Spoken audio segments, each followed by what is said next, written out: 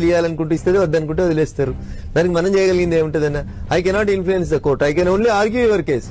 ఒకవేళ మీరు నా క్లయింట్ అయితే నేను మీ తరఫున ఆర్గ్యుమెంట్ చేయగలుగుతా, మా క్లయింట్ మంచోడని చెప్పగలుగుతాను, బెయిల్ ఇవ్వమని అడుగుతాను, కండిషన్స్ పెట్టుండే అని చెప్తాను.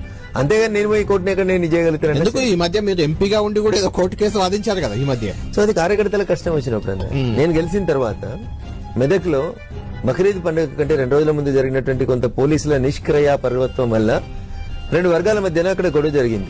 అనవసరంగా హిందువులని కత్తిపోట్లకు గురి చేసినటువంటి సంఘటనలో ముస్లింలు ఇచ్చినటువంటి తప్పుడు ఫిర్యాదు మేరకు హిందువులను అరెస్ట్ చేసి జైల్లో పెడితే వృత్తిరీత్యా న్యాయవాదిని కాబట్టి, మా పార్టీ కార్యకర్తలు 23 మంది జైల్లో ఉన్నారు కాబట్టి నేను వాదించకపోతే ఎవరు వాదిస్తారు? కళ్యాణ్ నా కార్యకర్తలు కాపాడుకోవడం నా ప్రాథమిక కర్తవ్యం అన్నా, అందుకని కోటేసుకొని పోయినాను. అదే అంటున్నా నేను, ఎంపీగా అడ్వకేట్ గా బాధ్యత అంటున్నా. తప్పకుండా అన్యదా శరణం నాస్తి, నువ్వు తప్ప నన్ను ఎవరు కాపాడని రేపు కళ్యాణ్ నుంచి బెయిల్ ఏమన్నా చేస్తా, దాంట్లో తప్పేముందని నేను అనుకుని ఇట్స్ మై ప్రొఫెషన్ అన్నా.